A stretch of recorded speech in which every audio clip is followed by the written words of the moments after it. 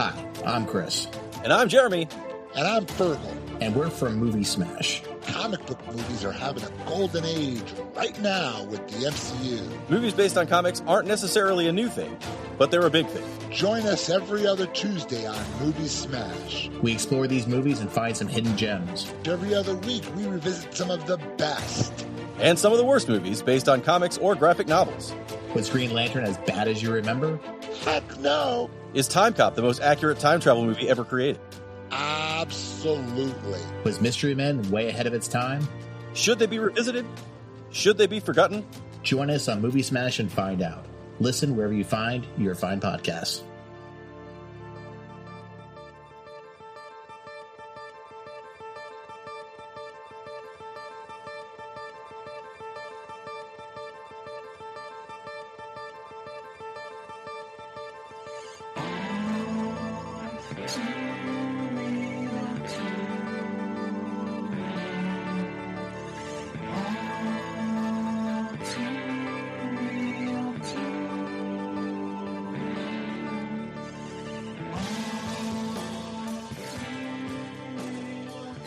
Okay, everybody, welcome to the latest episode of All Too Real 2. My name is Michael E. Cullen II, and with me, as always, is... Sesame, No Words, and Carter. No words? No words. That's a pretty short middle name, buddy. Because I have no words about this movie. I've got nothing for it. Nothing? I tried to come up with a sarcastic name and couldn't do it. This is going to be an interesting review if you have no words. Well, I have no words for like a middle name. I still have words. About the movie. Okay, cool. Just checking.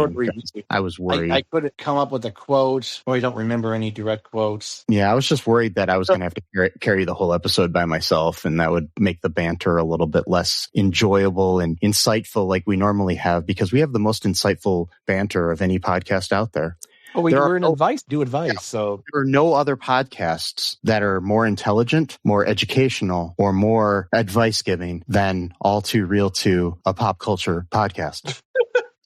This is better, more insightful than Behind the Bastards, Mark Maron, all these other people have done these great, research projects and all these different cults and powerful leaders. And I mean, the good thing is we never told people that ivermectin cured COVID. So we've got that going for us. That is very true. The good point. It's a very good point. Yeah. Anyway. And I want to emphasize we never said that, so we don't get demonetized or anything. Yes, exactly. Oh boy. Yeah. Got to ask you a question here. Sure. What's up? You're familiar with the likes of Jason Bourne and Ethan Hunt and James Bond, aren't you? Also, too, the movie was Shooter from Mark Wahlberg. Yeah, that's a good one too. Yeah, you enjoy a good spy flick and a good spy hero. I do every once in a while. It's like a palate cleanser. Yeah, I do. Mm-hmm. Yeah. So there is this one that is greater than all of those. Really makes Jason Bourne look like Jason Dead. It's just. It's called the 00 Kid. Oh shit!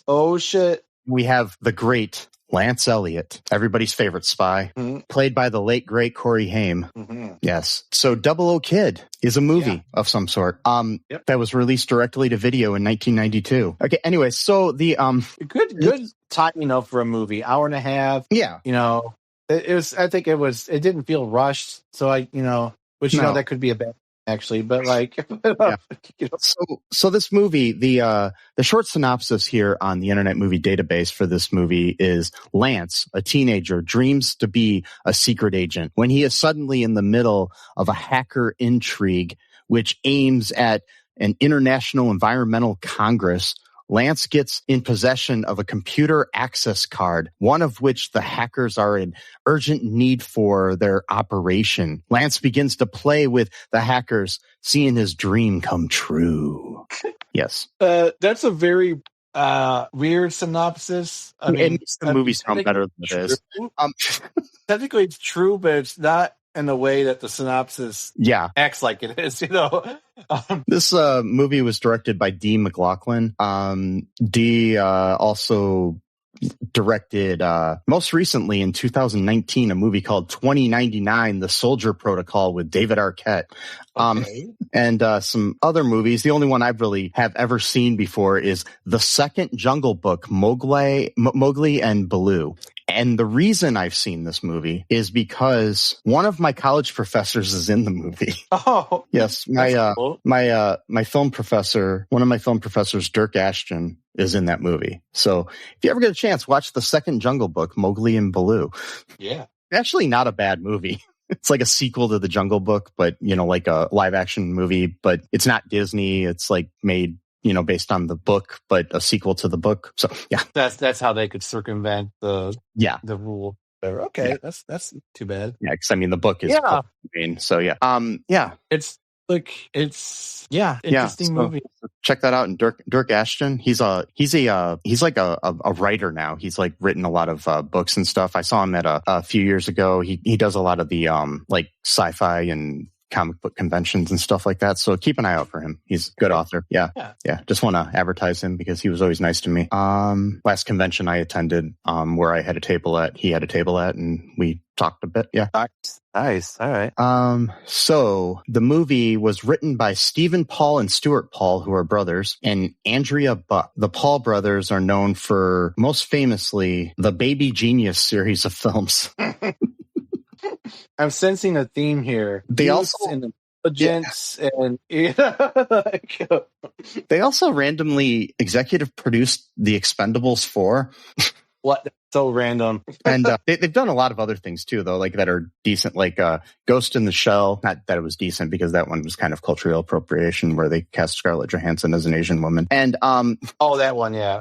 But they there's some other things that they've done. Well, I'm not sure it's cultural appropriation though, because I heard that like that style of Japanese anime and art is like they like make sure the characters, they don't have like racial identification, like they make them look like as like, but still it was kind of it was kind of a tricky okay yeah. I haven't seen that or the anime, so I don't really know. They also produced the 2 episodes of the TV series The Land of Israel with John Voight, God's Story. Yeah. No thanks. That guy's a piece of shit. Yeah, which sounds like it's a Academy Award winning actor. The Academy Award winning actor takes viewers through the Holy Land and the biblical stories of Abraham, Samson, and David and Goliath, finishing up at the Western Wall. So basically, it's like a pro-Zionist movie, essentially. That's I love that. Samson. Let's celebrate Samson, the fucking suicide bomber. I mean, that's what he was. Samson was a suicide bomber. He tore down the whole building and killed everyone, not just himself. All the single person. So you can't tell me that one person in that building was an innocent child or something. I agree with that. I don't know if I'd call it a bomber per se, but yeah, I understand. You know what I mean? It was a suicide attack. Come on, you know what I mean. The executive produced the TV special, The Abraham Accords. Yeah, okay, there we go. Yeah. The executive produced a TV series called Friends of Israel. There we go. Okay, I sense a theme. Yeah. Yep. I don't like him now. If they take that, this is the writers of the movie and producers of the movie. I'm not sure if I like the movie because of that. Kind of ruined it for me because I thought it was kind of fun and campy, but now I don't know. I can't separate the art from the artist when it comes to Israel. This thing, Friends of Israel, is Academy Award winner John Voight, producer Stephen Paul, and pastors Phil and Tammy Hostenpiller take audiences on a journey of delight, discovery, and joy as they explore the sacred relationship between evangelism and Israel. It's sad that I actually know who those people are. Yes, I've heard their names. I've done a lot of research on this stuff. I'm like, oh God. I have as well. So yeah, and like the Abraham Accords special. Yeah. The star of it is Donald Trump. Yep. Wow. So that's just the writers and producers. So we can't blame anybody else involved in this project. No, that's fine. Because plus, too, they may have not known that about them, and even if they did, they're going to pass up a B. This is also just on Steven's IMDb page. I didn't look at Stewart's, so who knows? Let's see what Stewart has been up to. God, I hope it's not something like He was, looks like he's not really done anything. Oh, he did a movie called The Alien Pandemic in 2002. It looks like a bunch of like direct-to-video stuff. And as far as like director, last thing he directed was something called The Vamp Father, starring Danny Trejo. Okay. And Tom Sizemore. So he doesn't have anything that looks like that. Does have a movie coming up called God's Pill. Don't know what it's about, but man's evolution has a problem. God's Pill. I don't know what that's about, but I just thought the title was interesting. That's a very interesting title. He also has another movie coming up that's in post-production called Heaven's Murderer. What? Starring Bo Derek. A young sleuth has to solve a murder beyond Earth. Okay. So I just always find it interesting to look at the other things that people involved with movies we're reviewing had done or are about to do. So yeah, take that for what you want, folks. If that turns you off, good. Anyway, so yeah.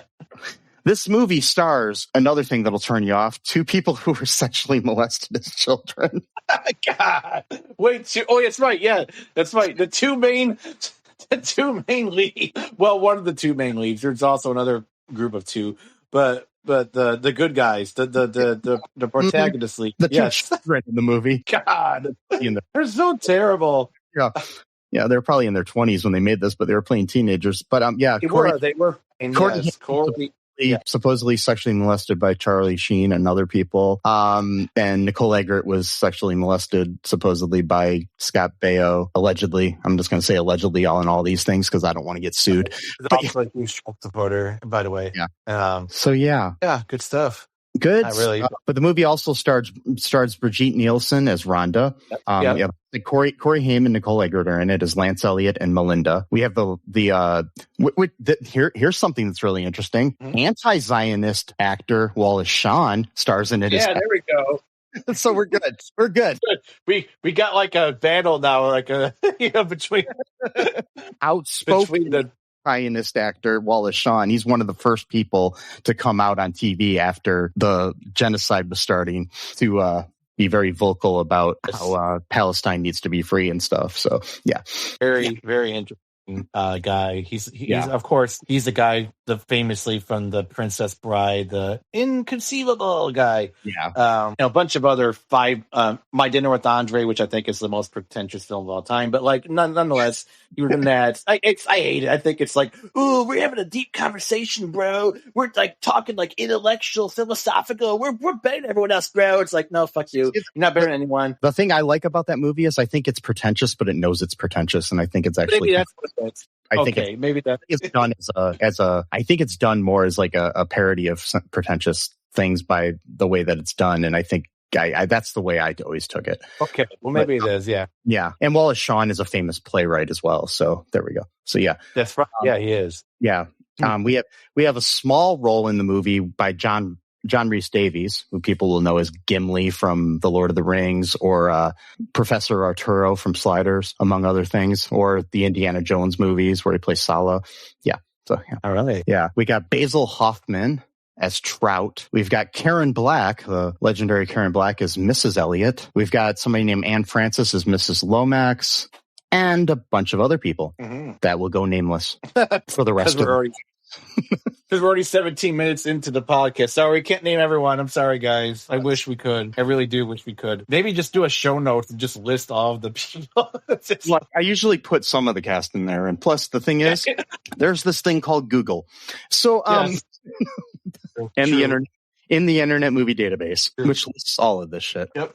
So, initial reaction here to this 5-star film. It was fun. I mean, it was stupid, but I like these direct-to-video movies for their charm. Just I don't know, something about watching these kind of movies makes me happy. I don't know if maybe it's because I did it as a kid. I don't know exactly, but just something about watching sort of low-grade movies, so to speak. I think I don't know, like it's an escape from the actual like horrors of the world. So maybe it's like, I mean, obviously we've reviewed some were just boring, didn't have any charm whatsoever, just were not interesting at all. Like, I don't know, Chick Boxer, for example, where literally the first 5 minutes of the movie is the woman tying her shoes. Yeah, I enjoyed that movie. But anyways, I hated it. I mean, I'm the one who chose it, but I hated it so much. It's like, so yeah, this movie has some stuff going for it. Yeah, I liked it. I thought it was funny. It was charming. For a B-rated movie, directed video, I thought it was pretty decent as far as like how it was shot, how it was directed, how it was acted, written. It was, I can understand why it was directed video, but at the same time, I still thought it was pretty good. It was stupid, but I thought it was decent. Yeah, and this is also the first of 2 collaborations between Nicole Eggert and Corey Haim as well. They were also in a movie called Blown Away, not the famous movie called Blown Away. There was actually an action film called Blown Away that was actually better. But it came out the next year. It was a TV movie called Blown Away, which was let's say a lot different. It was I do believe Nicole Eggert gets naked in that movie, so it's definitely not for kids. Yeah. And it also has Corey Feldman in it, along with Corey Haim. So the 2 Corys. All right. So, what goes down here in Double O Kid Town? Well, we get this really weird introduction where the spies, the evil spies, they're pretending to be custodians at a government building or something, and then they go sneak in and take photos of like some codes or some pieces of paper. I'm not sure, something that they need, and then they kill 2 of the real guards at this place because why not just murder them apparently? But even though they show their faces, but okay, you just killed someone for no reason whatsoever. All right. I just want to point out how bad the security is at this place. If it's supposed to be such an important place, it's horrible. It's like worse than like a high school security system would be. It's just like it's like a government building or like something to do with spy shit or whatever, important information. So they take their photos. Yeah, I just want to point out I work in housekeeping at a Fortune 500 company, and the security there is better than this. So just saying. I'm sure it is. I mean, yeah. And so these guys get, they get fucked up, they get shot, they're dead, and then we go into our boy Corey Haim playing character Lance, who's like obsessed with spy shit, and he wakes up and he's like talking to himself as though he's narrating his own spy story. So already we have a mentally unstable individual to some degree who's narrating his own story, vocal, mind you, not just through his mind, saying the words out physically. And then it turns out his brother's got like a squirt gun that looks like a real gun, mind you. I think they got rid of those eventually because I think it was even before that you had to have like an orange tip at least on a. This one not have an orange thing, straight up looked like a real fucking gun. And it's a squirt gun, water gun, whatever. And these 2 brothers don't really seem like they get along very well, and they're always trying to pull pranks. But I don't understand. So I know it's a minor point, pun intended, because both characters are minors. Lance is 17, his younger brother looks maybe 12, 13. Lance has a Playboy just sitting on his desk, not hidden under the bed, anything like that, just sitting there. And his younger brother, which I again reiterate, looks maybe to be around 12, 13 years old, takes it, had breakfast with his mom, and he's got the Playboy on the table as they're eating breakfast together. 12 years old, 13 years old, Playboy. Well, this was 1992. Back in 1992, it was standard issue that every breakfast table had a Playboy or a Hustler. It was just the way it was back then. Yes, standard issue for 12-year-old boys to have a Playboy on the breakfast table as they're eating breakfast with their mom. And she's so weird, like she doesn't notice. You bought a breakfast table? I mean, whatever, a table they eat breakfast. Yeah, you bought a breakfast table and it came with a year's subscription to Playboy. It's just how it was. Yes. So I mean, you bought a microwave and it came with a year's subscription to Playgirl. So it was an equal opportunity. Yes. And oh god, and so she doesn't even notice because she's like completely oblivious. She wants Lance to have breakfast with them too. I don't know if she was expecting him to take the Penthouse magazine down. I'm not sure, but like, and maybe the Playgirl was for her. So we got the whole family looking at soft pornographic material with each other and creating. You get the penthouse when you stay in the top floor of a hotel. That's just how that works. That's how it works. And the hustlers, when you're actually hustling for money, like you just like throws a hustler like, oh cool, I just made some good coins. Someone throws a magazine at your face, like, oh, I wasn't really expecting that, but thanks, I guess. And so again, the two minor children have pornographic material at their disposal, with their mother seemingly either not caring and or not noticing. Now 12-year-olds just go on the internet, so it's okay. Unfortunately, yes, that's actually become a huge problem. Unfortunately, younger kids are being exposed to not only like when I was a kid. Sometimes I would like sneak a peek here and there, like my dad's Playboys. Like it was like a 2-second thing with my older brother.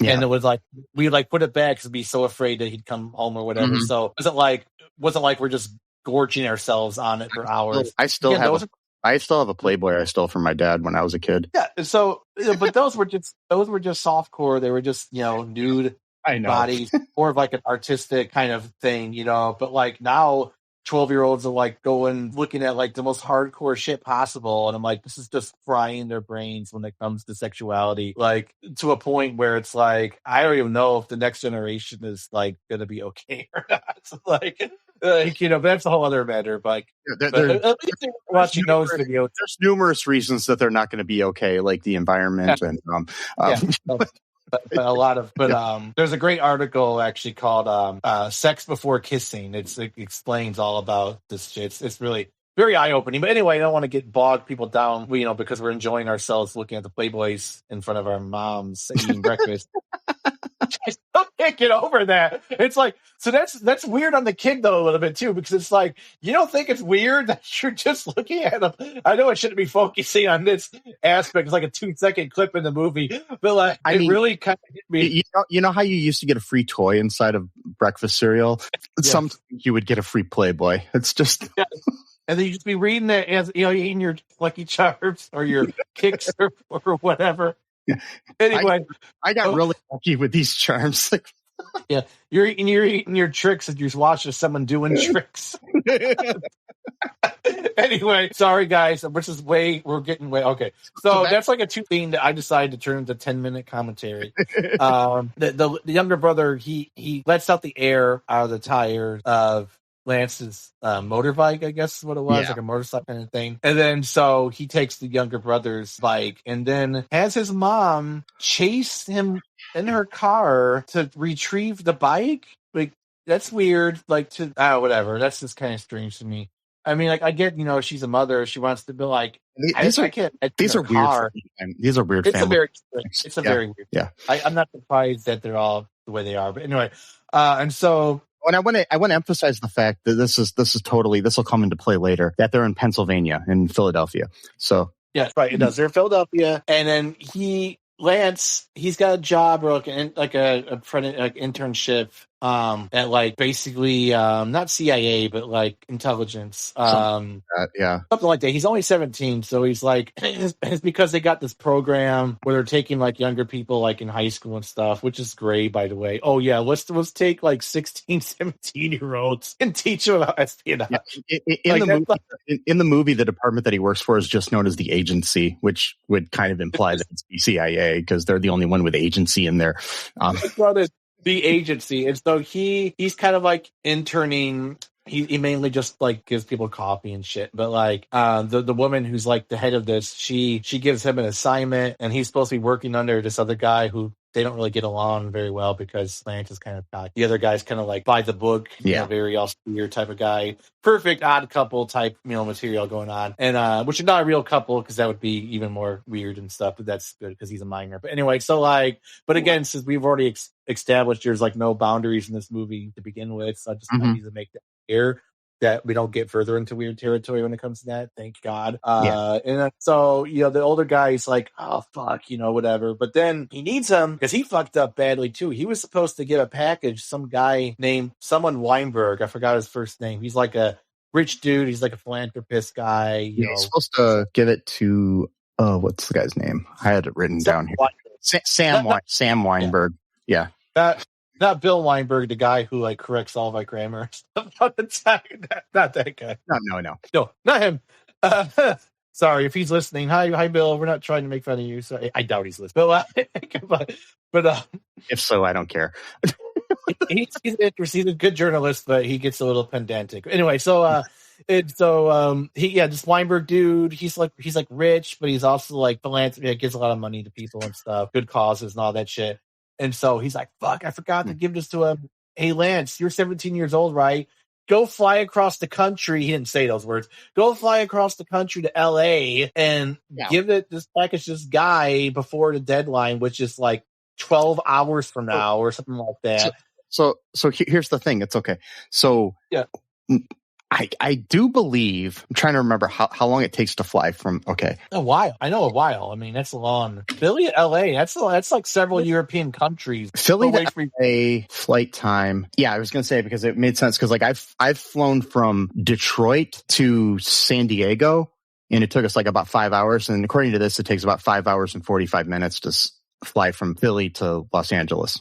And so this was one of the things that kind of just was like, okay, he says, okay, you can fly there and then you'll fly right back and you'll be back in home. You'll be back in time where your mom won't even know you were gone. I don't think she's going to know he's gone anyway, because she's like stuck in her own world. Like, but my thing is this is going to take at least like 12 hours or more, because you're going to have to go to the airport and you're going to have to all that stuff too. But it's just, I mean, sure, this was pre 9/11, so you didn't have all of the TSA shit and everything, but still, it's like Philly. So it's going to take about 8 hours probably get there, and then you got to get off the airport. They don't let you walk right away.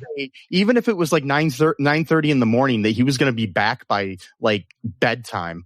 It's just like, what the fuck? Dude, how was he supposed to get to this place? Did he have a car waiting for him, or was he just supposed to find the place? He says we'll rent you a car when you get there, or something, or we'll have a driver. Okay. Something. Yeah. Okay. Yeah. So he does that, which again, that's just really time crunching it, and then he gets there. He goes to Sam Weinberg's office. Before he gets there, these two creepy people. They're dressed. One's dressed as a nun. The other's dressed as a priest. And they're pretending to ask for money for like some church thing in like South America, whatever, like some ministry. By the way, his name's Weinberg. That's a Jewish last name. I mean, it's always mean, but it's just a pretty common Jewish.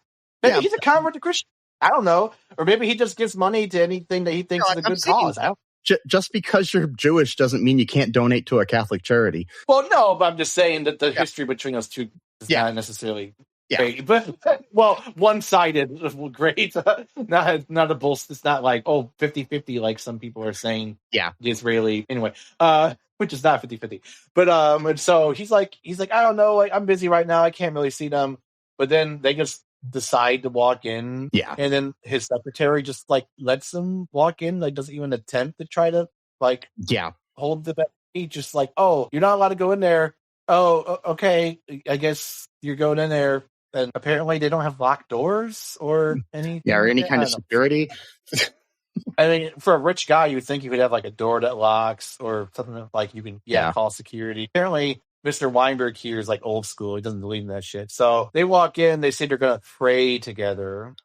I guess that's whatever. Praying, I guess, that he'll give them money. I don't know what they're praying together. Praying for the orphanage in South America or wherever it was, or South Africa or whatever. Yeah. So whatever. So, all to pray together, then he would be convinced to give them money, I guess was what their argument was. Doesn't make any sense. Either way, it's a dumb argument to make, but apparently his secretary's too stupid to understand that either. And so they go in there, they're like, and this nun and priest are Rhonda and Luther. They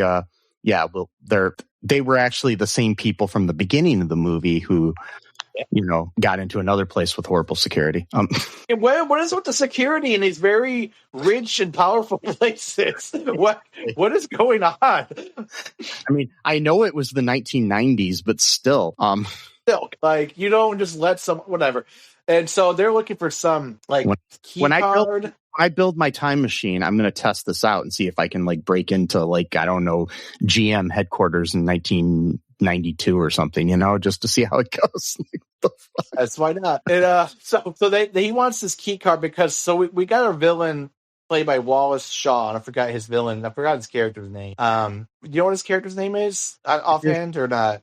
His name is Catchpot. That's right, Catchpot. And so he's like got this weird plan, which we don't find out what it is later on. But like he's like really weird. He makes like arcade games like in his game room, but he has like death traps. And so if like you lose the video game, you lose your life type of thing. So like there was this dude earlier in the movie who came to do business with them. And he was going to try to... John Rhys Davies' character named Rudy von Kessenbaum. Yeah, what a weird name, Rudy von Kessenbaum. And so he was trying to shortchange him for the money because like it was going to be $12 million overall. And he's like, oh, I'll take $7 million. You get $5 million. That was the wrong thing to say.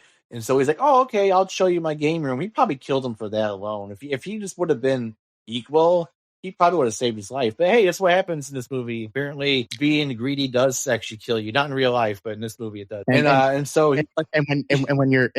the probably at the time one of the more famous people that was in this movie was John Rhys Davies. So they probably couldn't afford to pay him for more than like one day of work. So that's probably why he was only in that one scene, and they needed to kill him off. It was really cool though too because he acts like a little kid because he shows him like this cool car. And it's like a car video game, and he's like, put your buckle on, and you put a quarter in, which is weird. Why do you need to put money in games that you have in your own game room? Like that seems okay. Like why can't you just turn it on? He figured out how to do the free game apparatus on it yet, you know. I mean, it right now you could go on YouTube and find out how to do that because I watch those videos all the time just because they soothe me.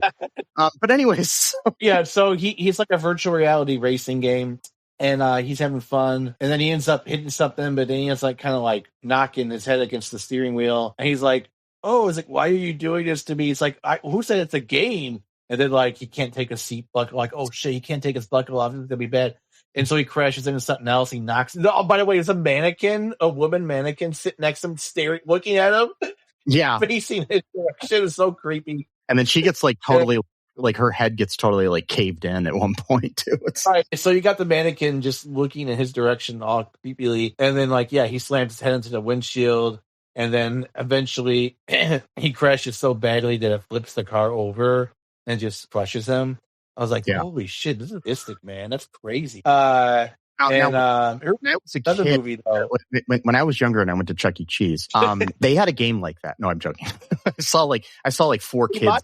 It was crazy. So they might don't now have something like that because now did you hear about this? Chuck E. Cheese they're gonna try to open up an adult version. They have they open up. Okay. Yeah, it's called Chuck's Arcade. It's kind of cool, but I mean, there's no pizza, no animatronics, but they do have like statues of the animatronics, like they taxidermied them or something basically, and they put them in these glass cases. I've seen videos of it. I was watching one actually earlier today, and it's creepy as fuck, really. I don't want to see that. That's like. But no food. Oh, what? Only kids like to eat pizza. Apparently, that's not an adult thing. These are like kind of like mall arcades. They're not like like pizza parlors or anything. Yeah. So I got you. Oh, yeah. Oh, Jesus. All right. So you're in the same place that you go there and you can go down and get an Auntie Anne's pretzel if you feel like it or whatever. So it's like Well, you get yourself one of those cookie cake things or Orange Julius, not Orange Julius Caesar as like our president. By the way, we got a t-shirt called Orange Julius Caesar. You should check it out. Yeah. Check out our TeePublic. You can buy yourself a Orange Julius Caesar t-shirt with Donald Trump on it. Yeah. So, a bunch of other shit. Buttercream Games of New York, a bunch of other cool animated shirts that Mike makes up with his animation abilities. And so this dude dies obviously from this small car crushing him, and he leaves. We don't even see him anymore after that. And then so these two are working for or with this guy as equal partner for some reason. We don't really know until like the last like 20 minutes of the movie about what the actual plan is. And so our boy Lance comes in. By the way, weird blonde hair that's like, okay, I thought like with espionage, you're supposed to keep yourself a low profile, right? You're supposed to blend in with everyone else. That's the whole point. Having weird tipped blonde hair, spiky hair is probably not, the best thing to do when you trying to get for anonymity, right? To me, it seems that. Well, I don't know. Maybe a lot of 17-year-olds in 1992 had that hairdo. I don't know. Maybe they did, but they all weren't spies, though. You know, like, so, I don't think so. I didn't have that, but then again, I was like, maybe how old would I have been? I don't know. I wasn't 17 though, so. I know it was popular in like the late 90s and early 2000s with music videos, because I know that the dude from what was that song, Butterfly by Crazy Town or whatever. And then and then you got like the like tips that the dyed tips that like the boy bands had and stuff too. So they're called frosted tips. Such a dumb name. Tips, but like they were the tips. Shut up, idiot. But like, and so he comes in looking all dumb and tippy or whatever, and he gives package to Mr. Weinberg, not our Weinberg, the movie's Weinberg, and then he's like gives him like a tip. Oh, speaking of tips, he gives him a tip. Of frosted tips, that just reminded me. You said it, and then it reminded me that Lance Bass has a podcast called Frosted Tips with Lance Bass. That's hilarious. Yeah, this guy's character name is Lance. Yeah. Oh man. We're getting into some weird, crazy, like shit, multiversal stuff here. So he gives him the package, and then Sam Weinberg gives him a quote tip with like $6 or whatever. He's like, "Oh no, I'm not supposed to take any money." He's like, "Just take it, kid's fine." And then we find out that he slipped the key card in with the money. Smart guy, Mr. Weinberg here is smart dude. Yeah. And he's like, "Oh shit, he gave the kid the money," so they shoot, he's kill him. Which is weird. They were gonna kill him, but then he fought back and then he shot him. Like, dude, he should have just played dead on the ground. He was gonna leave you there alone, but then you decided to fight back and now he's shot. Like, you shouldn't have done that. But he was a lot of weird things about these guys. They just leave their victims to like live for the most part. I'm like, you're supposed to kill these people. You realize that, right? Like, you're supposed to check to see if they're dead. Like, it's like, oh well, we only killed the first 2 janitors because fuck janitors apparently. But like, we're gonna let the guy live. They're hitmen with a heart, kind of, not really, but and so they leave. They're like, we gotta catch this kid. Okay, so here's what I'm thinking. Right, it's my thought watching this last night. So Lance at this point knows he's being pursued, right? He's got the key card. He knows they're looking for that shit. He knows at this point. At no point does he ever consider cutting his hair, shaving it, or whatever to blend in. He's just got that stupid blonde hair shit going on. Yeah. Knowing he could do the Marvel spy thing and just put a baseball cap on. Yeah. There you go. Like in Winter Soldier and all that, like when Steve Rogers is trying to hide, all he does is put a baseball cap on. Yeah, or we could go to a store and like buy like a fake beard wig type thing. Just put that on his face, got a beard, and wear a hat and some sunglasses. He did change his clothes. That was smart on his bit, but that was only after he got pursued by some other people that the 2 people hired to pretend they're playing roller blade hockey. And I don't know how they got all these like 10 people somehow it worked for them, I guess. So then they're trying to kill him, and then he goes down. What happens now? I'm kind of blanking now. Too is are they just hanging out playing roller hockey and then and waiting to be called on to like kill somebody or something? Like, what are they doing? I don't know exactly how. Yeah, that's a good question. Were they already in like their gear, just waiting for a call? Like, that's what they do. They just like dress up like, okay, we're gonna be in our hockey clothes all day until we get a phone call. We'll play a game. All right. And time to make some money. Yes. God. So what happens? I'm kind of blanking now about what happens now. So like he was there because he had stayed in this hotel, and he basically ended up stealing their car when they tried to kill him because which is great. Steal someone's car when you can know exactly what to look for. Dumbest idea ever. What? Like, why would you do that? It's like, they're after me. I'm going to steal their car. Okay. Yeah, what a idiot. And that's when he was staying at the Roosevelt Hotel, and then he went and then he got attacked by these by these thugs in rollerblades. And so while he's going, he ends up he's coming out of the first floor of the parking garage, and he crashes into this girl named Melinda Blake, who is a teen girl played by Nicole Eggert. And he then ends up dragging her into his his adventure. Right. Yeah. Endanger someone else's life when you're fucking up your own spy mission. To be fair, he did try to get rid of her at one point. So that's true. he insisted that she stay with him. So they're like cornered into this alley, and while they're there just happens to be like a can of like gas and some other flammable shit on there, and she just happened to have a super soaker, of course, and he sucks this fuel or whatever the hell it is, this flammable shit, into the super soaker, and he also happens to have a lighter with him too, which that's convenient. Doesn't smoke. No, don't know why he's carrying a lighter, but whatever. But then again, I actually used to carry a lighter with me all the time, and I didn't smoke. So yeah, anyway, I guess that's like I mean, I don't do it anymore, but I used to do it just to be there. Like I used to like be able to light people's cigarettes if they wanted. Oh, I see. Yeah, light. Yeah, here we go. Yeah. And so he turns the super soaker into like a makeshift flamethrower, basically. And it was something that could have been really cool, but it was only lasted like 2 seconds. And then he drops it on the ground, and they take off. And they introduce themselves finally. Realizes her name's Melinda, his name's Lance. Blah blah blah. And then they head over to the Los Angeles Zoo for some reason because he overheard that there was like an instruction. Oh, there was instructions on this note in this bag of money he found in the limo. Yeah. And so he goes there to try to meet with whoever they were supposed to meet with or whatever. I don't know. They end up finding a dead guy there who was the person they were supposed to meet with. And then then Trout, his boss, shows up there. He tracked Lance down to, there to take him back home. Yeah. And so the two henchmen, spot them, and I don't know, Trout like takes off somehow, and then Lance and Melinda run away, and they deliberately go through the alligator exhibit to escape. What? Oh my God, that scene like put shivers. I'm like, oh my God, after all this like alligator Auschwitz shit, and then they go through, I'm like, oh my fucking God, dude, like that just So okay, but when I was at I think it was Busch Gardens in Florida.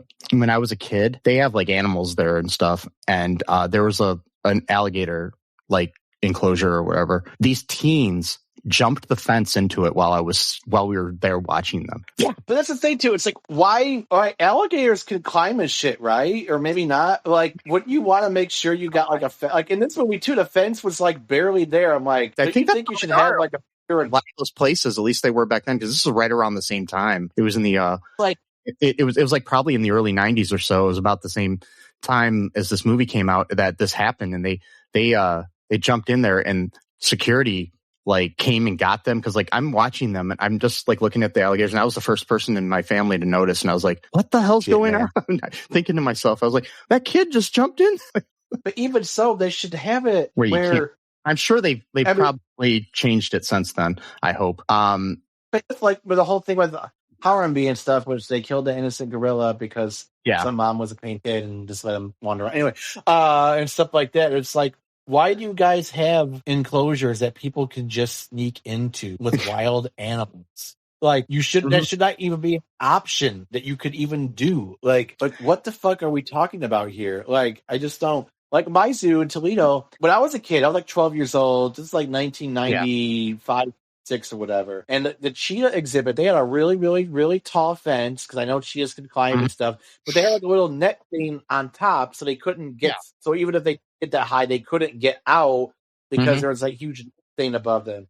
And cheetahs, mind you, they're not that aggressive animals. So even with them, they took special precautions. But again, Toledo Zoo is actually one of the better zoos in the world. We just kind of spoiled. I think all zoos are like that. They're not. We're actually one of the better ones. I've only been to a few zoos in my life, but I mean, I've been to the Toledo Zoo a million times. And the only San Diego one's supposed to be good. What's that? San Diego. San Diego too, right? Is that good? Pretty good. Okay. So Columbus Zoo is pretty good too. I never went to we went outside the San Diego Zoo when I was in San Diego, but we didn't actually go in. But okay, because my ex used to actually work at the San Diego Zoo. I also went to the Pittsburgh Zoo, and that zoo was boring as hell. And the only cool thing in that whole zoo is they had a little area where you could go into this area and pet deer. That was cool. That's kind of cool.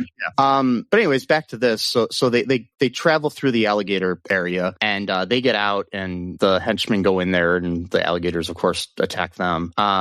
Guy's leg or something. Yeah. So while this is happening, then Trout feigns being he pretends to be a undercover policeman by the name of Seamus McGillicuddy. What the fuck? Yes, I think that's going to be the name I use whenever I don't want somebody to know who I am. By yourself, Seamus McGillicuddy. The fuck, man. So they run and they end up in this other limo that they believe they're safe in, but it ends up being that the limo is being driven by Rhonda, the bad lady. The bad lady, and she shoots the kids with tranquilizer darts. Like you do. Yep, like you do. And then why didn't she? What's that? Why didn't she just kill them? I know. Like, they don't need him for anything. They can just steal his card. Exactly. He's got the card on. Right. Just shoot the kid. I mean, I'm not trying to be a bad guy, but logically it would have. No, but that's what they don't care about, killing people, obviously. So it's like they could just see. It's because the movie couldn't be too dark, basically. So they had to do that. It's okay to kill janitors and the. Yeah. In the what's his name? What's his name? Weinberg or whatever. Yeah. Weinberg, yeah. So but they're all good at killing people either. They don't ever check to see if any of their victims are dead. Like that one guy threw Lance out the window and just didn't even check to see if he fell on the ground. Like he just walked away. So basically they find out that what Cashpot is doing, he's nearing the completion of his virus project, which a computer virus, which is represented on the screen of a computer like a strain of DNA or a virus or something, because we have to visualize things that never are really visualized in the real world when it comes to computer. Anyways, so yep, it's the hacking movies of the 90s, and so they're at his base of operations at his mansion. And Cashbot reveals his evil plan, which is the key card that they have is in fact a high security level computer network access card. Yep, that's needed to ensure the transmission of the virus successfully, and the key to their plot to destroy the environment. I don't get why they want to destroy the environment. I know, I understand greed would be like, I understand why, say the Republican Party is currently destroying the environment because they want the money from their billionaire buddies that, don't want to pay, emissions costs and all this other shit like that in the world. But to deliberately just destroy the environment doesn't make any sense to me. It doesn't, but it doubly or double O doesn't make sense. Rather, that he wants to do it because of other people being greedy about hating the environment, and so he wants to destroy the environment because other people are destroying the environment. What? I don't compute. What? And so he's overpopulation. Trump would do. Yeah. See, it doesn't make any sense because, again, like you're saying, if it's greed or whatever, but he's mad that other people are treating the environment badly, and so his plans to then destroy the environment. So it's like you're victim blame. You're killing the victim for being a victim, essentially, is what you're doing. He's a victim blame. It's like, show me on the doll where the environment hurt you, buddy. Anyway, so fucking stupid, yeah. So basically, there's an airplane that's carrying the world's foremost scientists and experts on the environment. They're on their way to Brazil, and I get it. He actually did say something about he wants undisturbed access to all the Amazon rainforest. Oh, okay. So I guess that kind of makes sense. So he is doing it for greed. Okay. So and of course, he details the whole plan to the heroes of the movie that he didn't have to reveal to them. Yeah, exactly. I always love it when the villain just reveals their grand plan. Yeah, I mean, it's we don't care. It's very James Bond. I mean, it's it's like Dr. No telling you exactly what he's going to do. But just wants to be appreciated for his work, It's like, you see, I want to do this. Yeah. Here's the exact detail. This took me years to come up with this plan, bro. It's like, oh my God, just do it. It's like, I don't care how you came up with it. So he finishes his rambling on and on about this bullshit. And he separates Lance and Melinda. He takes Lance to this video game of doom room. We all have one of those. I have a doom room of video games. I mean, not really, but I have one game, Donkey Kong, and if I lose, a gorilla literally just throws a big barrel over my head and kills me. Yeah, I have one where Mario just jumps on my head, but so there's a game that he puts him, he straps him to this thing where it's like a mummy's tomb, King Tut's tomb, where he has to like play the game and not get killed, like by all the things that are in the tomb, like all the booby traps. And they're always booby traps, they're never penis traps. That sounds bad. It sounds really bad. That sounds painful. But I guess booby traps be painful too, though. Yeah. Why do they call them? I never looked that up. Why they call them booby traps? I don't know. I always look up every random thing, but for some reason that's just never. I don't know why. Oh my gosh. Booby trap etymology. The word booby has been used since at least the 17th century to mean a fool or idiot. Okay. So an unsophisticated trap that only a fool would fall for was called a booby trap. Okay. All right. Well, there we go. A competing theory is that in the late 17th century, hungry sailors would set up a trap for a seabird known as a booby. The term booby trap was literally a trap for booby. Oh, not for booby, but for a booby.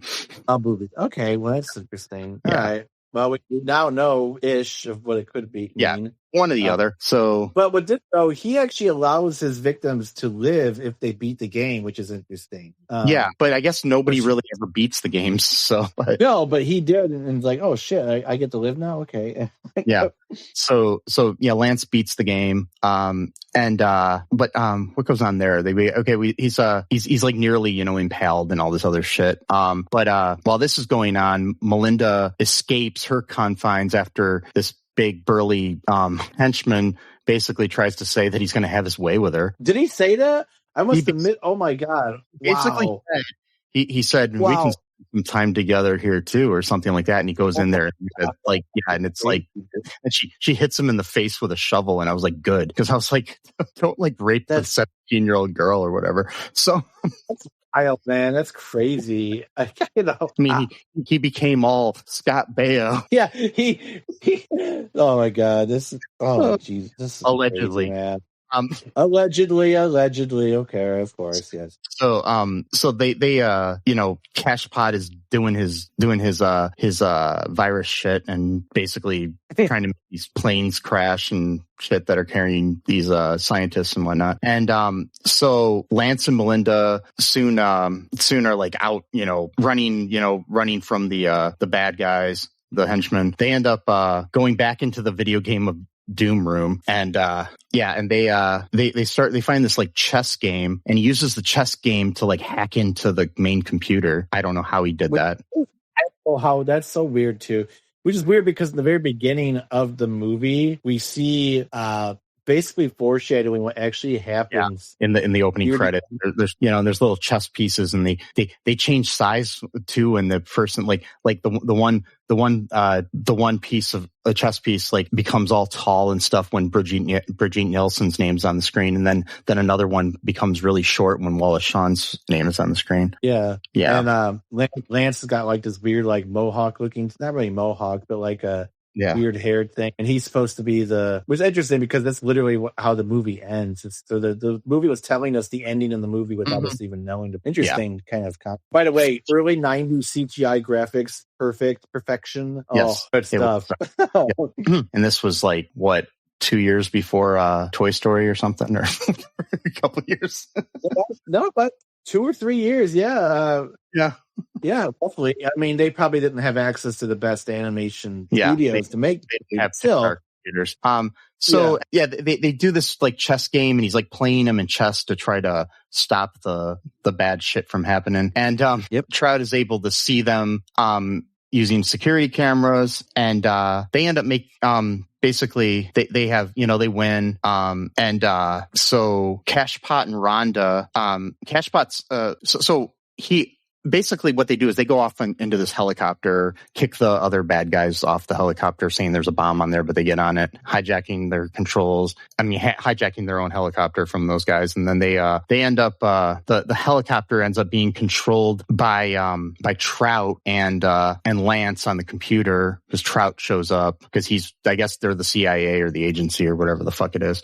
Yeah, and they're just like, don't kill the kids.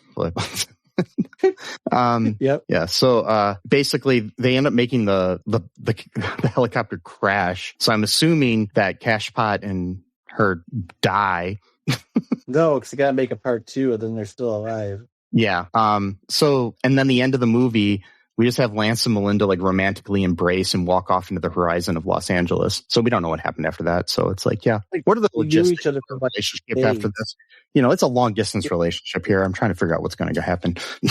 Like they knew each other for like 2 days max. And then they're like, oh, we love each other now. Cool. Because we went, it's like, no, you had a fucking trauma bond. It's not love. Jesus Christ. Like, don't be terrible for each other because of this. Trauma bond. That's the next James Bond movie name. Trauma bond. Yes, trauma. Yeah. All the things he's had to go through. Oh, no. Oh, God. So, wait till they make a Bond. You already know the anti-wokesters are going to go absolute nuts over it. Well, they already are getting upset about the possibility of maybe a black Bond. And then there's also the fact that they might be casting somebody really young. Like there's talk of Tom Holland being the next Bond and shit like that. So not too old. I mean, he's not too young. I mean, he's not too young, but he's still kind of young in my opinion. But there's also like the other people that they're suggesting. They all just seem kind of like too pretty for my opinion. But that's just me. I mean, I'm not saying that Daniel Craig isn't pretty, but he's got that rustic sort of feel. You know what I mean? Yeah. He's great. So yeah, it's a little bit of trivia here. The role was Lance was originally cast with an actor who went at the time by Ethan Randall. People better know as Ethan Embry, so was originally cast in the lead role, but dropped out. Yeah, that's about the only. In the trivia too, it just says Lance's brother is holding the April 1992 issue of Playboy with Candy Cantrell on the front cover. Wait, so who? Wait, April. They actually know the exact. Wow. Yeah, I mean, you saw the photo, and you can just look up to see who it's. Randomly, there's a Tupac Shakur poster on Lance's wall in his bedroom. Yeah. So that's the little bit of trivia. Anything else you want to say about this movie before we wrap things up here? Just for a second with the trivia thing, it's very ironic though because Tupac Shakur's mom was like chased out of the country, I think, by the CIA, and she lives in Cuba now, or did. I'm not sure if she's still alive. She's passed away. Yeah. Okay, so it's kind of funny that he's got a picture of Tupac, but he's working for the eight. I doubt that was intentional. He probably did that. Yeah, no. But this movie's not well. Yeah, I mean, she was. Yeah, I mean, she was famously a Black Panther and everything too. So yeah, wrong. Framed for murder and framed for murder, framed for other things. Look into Fred Hampton and look into Fred Hampton people. Anyway, so yeah. Just look up Fred Hampton. That's all I'm going to say. And then see if you trust our government. That's all I have to say about this. Anything else? No. Okay, just folks. No, I got nothing. I was trying to come up with something like witty, but I couldn't think of anything. So, folks, just be sure to spy your way over to all2real2.com and you can hack your way in and find links to our TeePublic and get some merch. Also, you can go to our Patreon on there. We made it really easy hacking because there's just links. Anyways, you gotta actually do anything. Yeah, you just go into the website. There's also links to our social media. You can check that out. Give us a 5-star review on Apple Podcast or Spotify or wherever you can do that. Comment below the episode anywhere you can. Give us a like on YouTube and share and a subscribe subscription and a subscribe and $1 million and whatever you can do on there. And wait, can you do that? Maybe. Anywho, you can also just donate money to us too. If you want to help support the show, because really we're not making anything off this show. We're just doing it for fun, for you and for our fans and our other fans and the fan I have in my bedroom that keeps me cool at night. And that mine sort of, too. And it's just a dude with a fan that just fans me all night. And then you're rich, man. You just hire a fanner, And he tells me how good I am. He just like, you're great, Mike. You're great. And then I'm like, shut up. I'm trying to sleep. And so folks, just remember these few things.